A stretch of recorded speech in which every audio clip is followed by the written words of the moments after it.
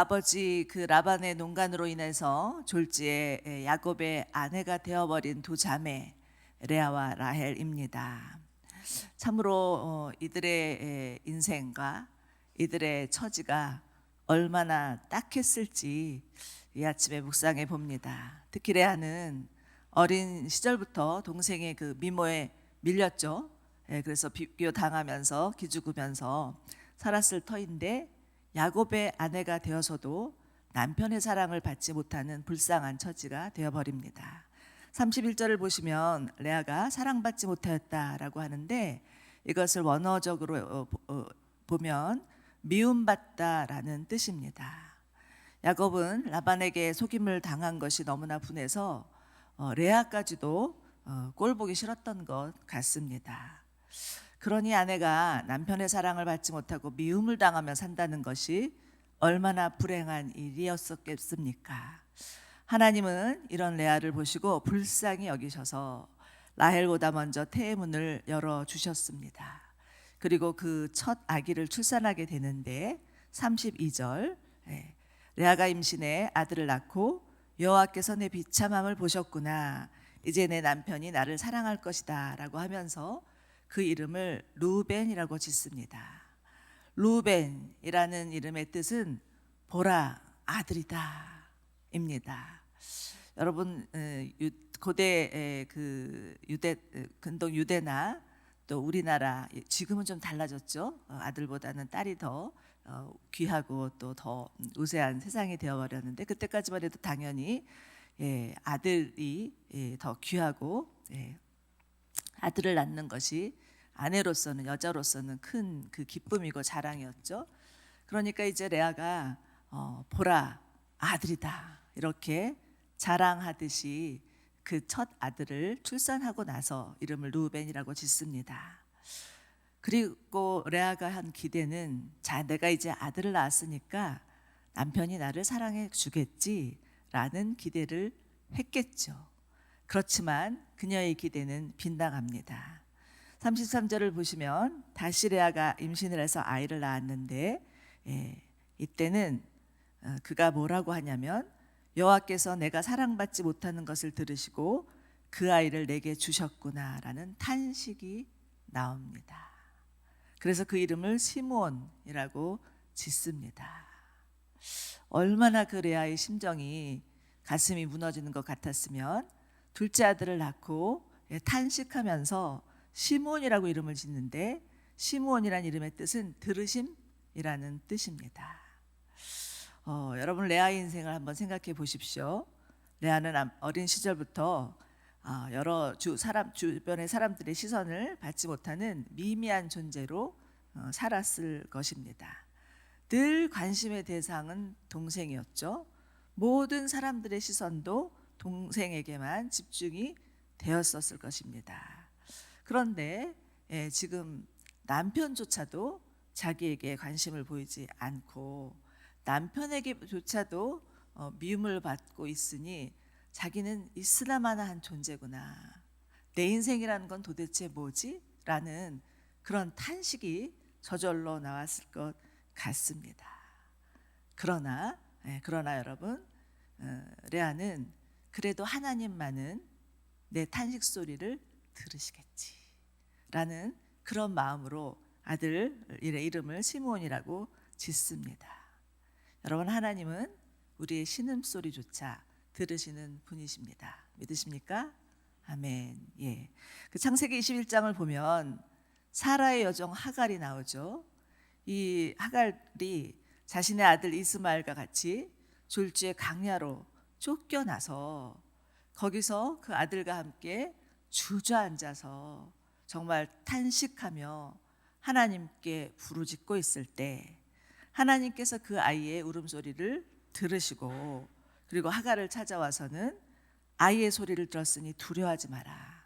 이제 일어나서 아이를 일으켜 손을 잡고 일어나라. 그러면 내가 그로 인하여서 큰 나라를 이루게 하시겠다라는 그런 약속을 해주시죠. 물론 하갈이 아들을 낳고 나니까 오만방자해서 그 자신의 그 주인인 사라를 무시하고 업신여긴 탓에 이렇게 된 것도 있었지만 그 안에는 하나님의 뜻이 담겨져 있었습니다. 다시 한번 말씀드리지만 하나님은 우리의 신음소리조차 들으시는 분이십니다. 시편 22편 4절을 보면 이런 구절이 있습니다. 주께서 고통받는 사람들을 무시하거나 모른 채 하지 않으시고 그들을 외면하지도 않으시고 도와달라고 부르짖을 때 그 소리를 들으셨다. 아멘. 하나님은 고통당하는 자, 또 소외된 자, 가난한 자, 이 땅의 약자들을 특별히 주목하시면서 그들의 하소연과 울부짖음을 들으십니다.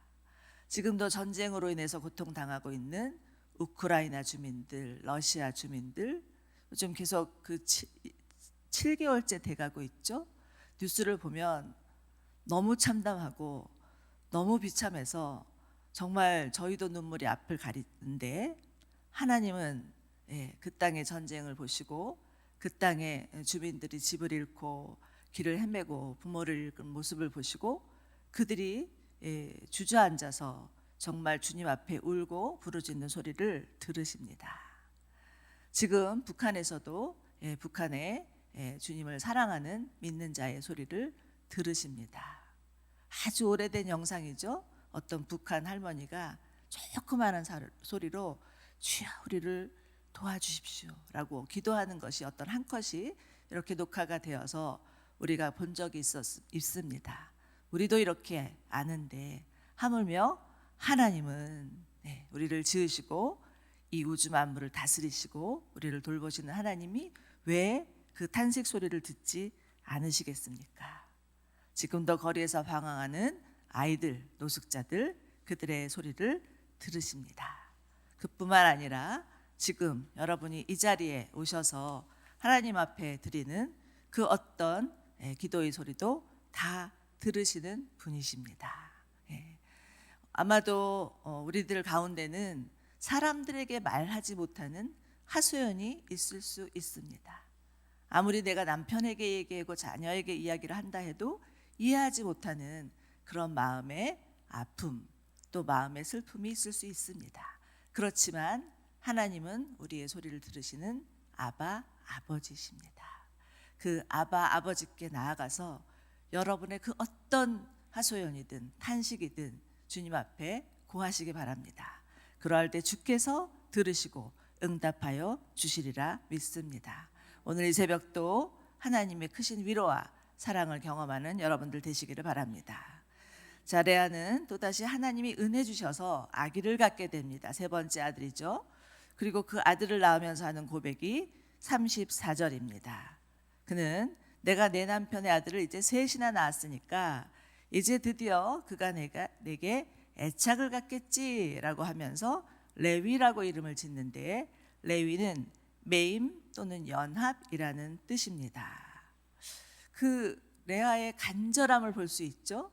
레아가 정말 그 이제 아들을 셋이나 낳았으니까, 옛날에는 아들 셋쯤 나오면 가마 타고 다녀야 되는 시절이었죠. 저는 아들 셋인데 제가 아들 셋을 낳았을 때는 그런 시절이 아니었어요. 제 때는 셋째 나오면 의료보험도 되지 않았던 그런 시대였습니다. 지금 좀 달라졌죠.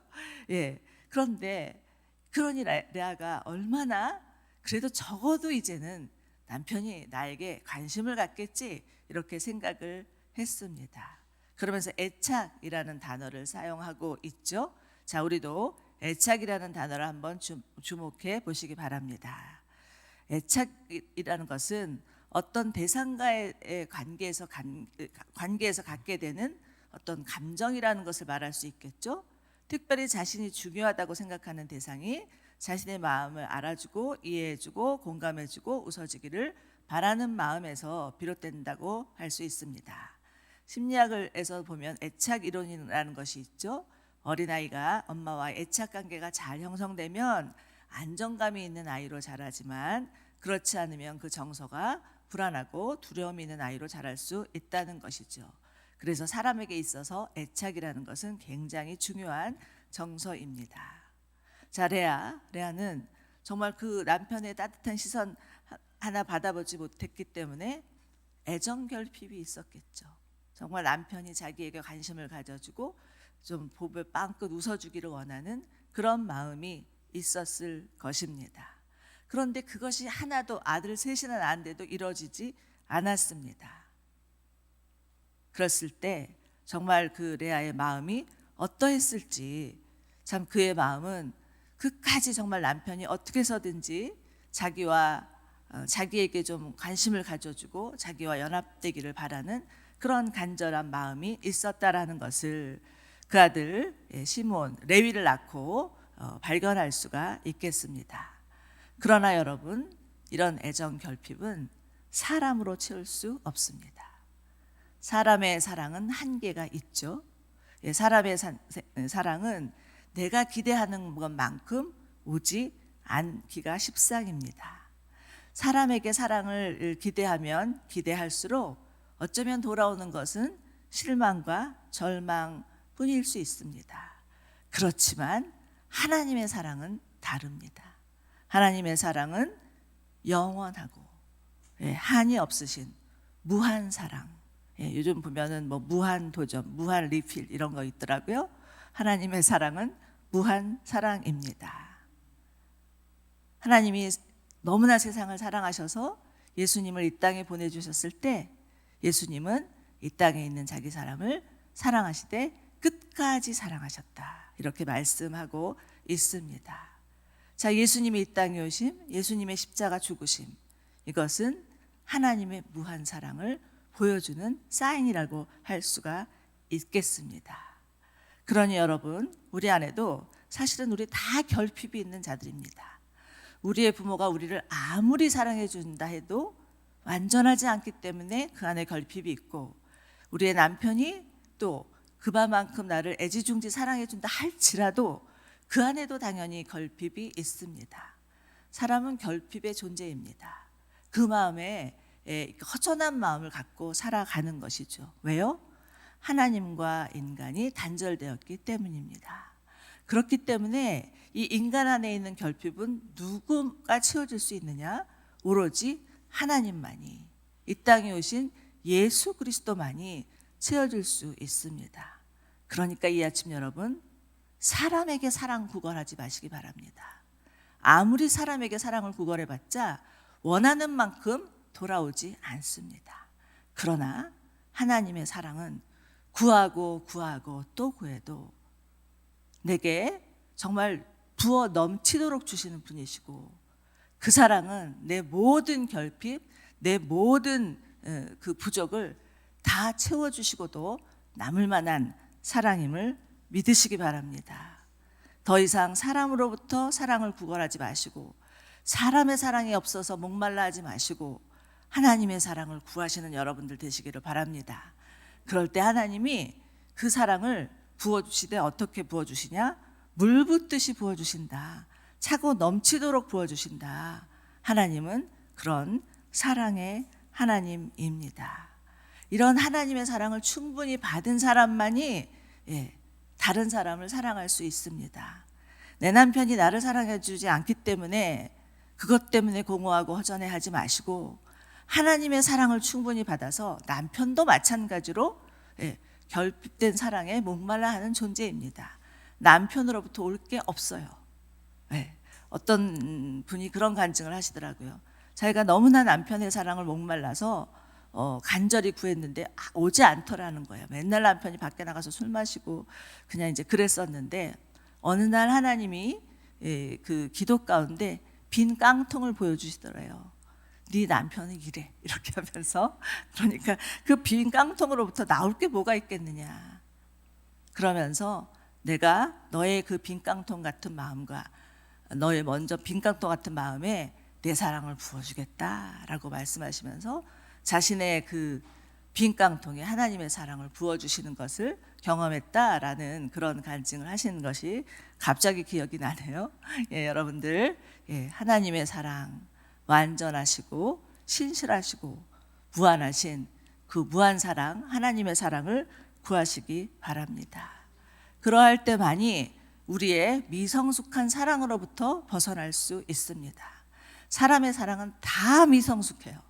그래서 사람의 사랑에 기대했다가는 오히려 실망, 아픔, 슬픔뿐인 것이라는 것들을 다시 기억하면서 하나님과의 사랑을 구할 때 지금 레아는 그 자신의 아들 이름을 레위라고 지면서 연합이라는 것을 꿈꿨는데 진정한 연합은 하나님과의 연합입니다.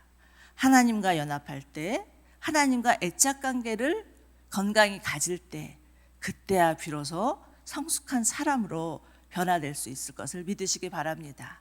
그래서 하나님의 사랑을 충분히 받아서 내 남편의 부족한 그 마음, 우리 자녀들의 부족한 그 마음들, 또 이웃들의 결핍된 그 마음들을 채워줄 수 있는 사랑의 사람들 되시기를 주님의 이름으로 축원합니다. 자, 이제 35절 마지막 절을 보시면 레아가 네 번째로 아들을 낳습니다. 그러면서 그의 고백은 이번에야말로 내가 여호와를 찬양할 것이다. 이렇게 말하면서 그 아기의 이름을 유다라고 짓습니다. 유다의 이름은 찬양이라는 뜻입니다. 자, 그런데 이 마지막 35절의 그 레아의 고백을 잘 보시기 바랍니다. 여기서는 더 이상 남편 야곱이 등장하지 않습니다. 오로지 누가 등장합니까? 하나님, 여호와만이 등장합니다. 그의 인생의 주어가 이제는 야곱이 아니라 하나님이 된 것이었죠. 그동안은 자신의 정체성, 자신의 주어는, 인생의 주어는 오로지 남편이에요. 남편에게 달려 있었어요. 남편이 웃으면 내가 웃고, 남편이 화가 나면 내가 불안하고, 이렇게 됐었는데 이제 레아는 그런 남편으로부터 있는 애착이 아니라 어찌 보면 집착이라고 할 수도 있겠죠. 이런 그 집착으로부터 벗어나서 하나님만이 내 인생의 주인이십니다. 하나님만이 진정한 내 남편이십니다. 이렇게 고백한다라는 것입니다. 여러분, 하나님이 나의 인생의 주인이 되어주실 때, 하나님이 내 남편이심을 깨달아 알 때, 그때만이 우리의 영혼은 진정한 만족과 진정한 기쁨을 누릴 수 있습니다. 믿으십니까? 아멘. 그렇지만 이렇게 레아의 변화되는 모습은 저절로 되는 것이 아니죠. 그동안 우리가 살펴봤지만 레아의 마음은 남편으로부터 받았던 미움과 여자로서의 그런 어떤 치욕과 어린 시절부터 동생에게 또 비교당하면서 살았던 열등감과 또 아들을 셋씩이나 낳아주었는데도 남편이 눈짓 한번 안 주는 그런 부족과 결핍 가운데서 살았던 여인이었습니다. 마치 인생의 밑바닥을 치는 것 같았겠죠. 아들 셋 낳고 나서요. 그런데 아들을 셋을 낳으면서 남편에게 원했던 사랑이 오지 않는 것을 보면서 그의 시선이 하나님께 가고 하나님께 구하고 하나님을 바라보기 시작할 때 하나님만이 나의 영혼을 채워줄 수 있고 내 마음을 충분히 채워줄 수 있는 분이라는 것을 깨닫고 변화가 일어나는 거죠. 여러분, 알량한 자존심, 또 우리 안에 있는 수치심, 그 어떤 열등감도 주님 안에 이 육체의 것들이 다 죽을 때 다시 새롭게 인생이 시작된다는 것을 믿으시기 바랍니다. 갈라디아서 2장 20절 여러분 다 아시죠? 우리 함께 이 말씀 같이 읽어보도록 하겠습니다. 시작. 내가 그리스도와 함께 십자가에 못 박혔나니 그런즉 이제는 내가 산 것이 아니요 이제 내가 육체 가운데 사는 것은 나를 사랑하사 나를 위하여 자기 자신을 버리신 하나님의 아들을 믿는 믿음 안에서 사는 것이라. 아멘. 여러분, 우리 안에 있는 육체의 것들, 이 육체의 것들은 십자가와 함께 예수 그리스도와 함께 십자가에 못 박힐 때 다시 새 것으로, 새 사람으로 살아날 수 있습니다. 그것이 바로 그리스도 예수 안에서 사는 새 생명이라 할 수 있습니다. 여러분, 옛사람으로 살기를 원하십니까? 아니면 예수 그리스도 안에서 새 사람으로 살기를 원하십니까? 당연히 새 사람으로 살기를 원하시겠죠? 그렇다면 여러분 안에 있었던 모든 정과 욕심을 십자가에 못 박으십시오.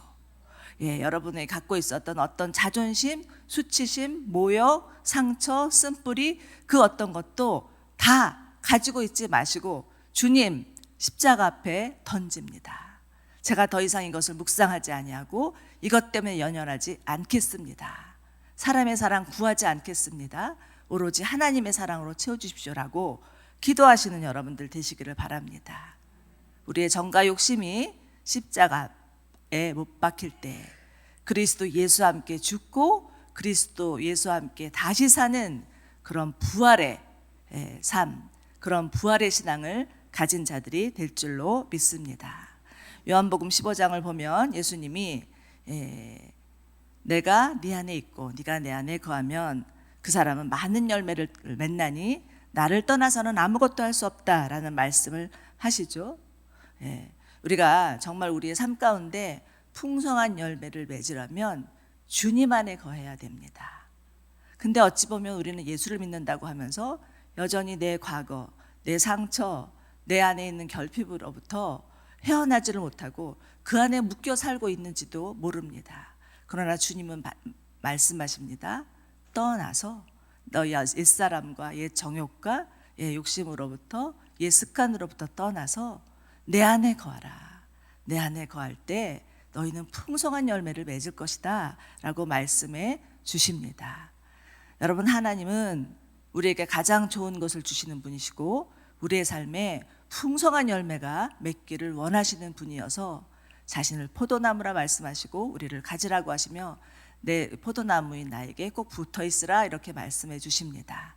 저희가 정말 포도나무인 예수 그리스도께 붙어 있을 때 예수님이 우리 안에 있는 모든 필요 없는 쓸모없는 가지를 다 가지치기 해 주실 때 그때만이 풍성한 열매를 맺을 것입니다. 그러나 가지치기 할 때는 아픔이 있겠죠. 고통이 있을 것입니다. 왜냐하면 가지치기 하기 위해서는 가위로 베어야 할 수도 있고 낫으로 베어야 할 수도 있는데 그것에 왜 고통이 따르지 않겠습니까? 그러나 그 고통은 우리의 영혼과 우리의 영혼의 성장과 성숙을 위한 성장통임을 기억하시기 바랍니다. 그래서 정말 주님, 제 안에 비록 아픔이 있을지라도 그것은 주님께서 나를 정말 믿음의 사람으로 성숙한 사람으로 변화시켜 주실 고통임을 깨닫고 주님 앞에 내 자신을 내어드립니다 라고 고백하시기 바랍니다. 그러할 때 주께서 여러분에게 오셔서 정말 포도나무이신 예수님께서 오셔서 친히 무엇이 어떤 가지가 필요하고 어떤 가지가 불필요한지를 아시고 가지치기 해주시면서 열매가 풍성히 맺을 수 있도록 그것을 들어 올리시면서 우리를 새롭게 하실 것을 믿으시기 바랍니다. 레아는 결국은 4번째 아들을 낳고 나서 주님을 찬양합니다. 고통이라는 긴 시간을 통해서 비로소 하나님을 만난 것이죠. 우리의 인생도 이러한 고통이 있습니다. 그렇지만 이 고통을 통해서 하나님을 만나는, 하나님을 찬양하는, 왕이신 하나님만을 높이는 그런 저희 모두 되기를 소망합니다.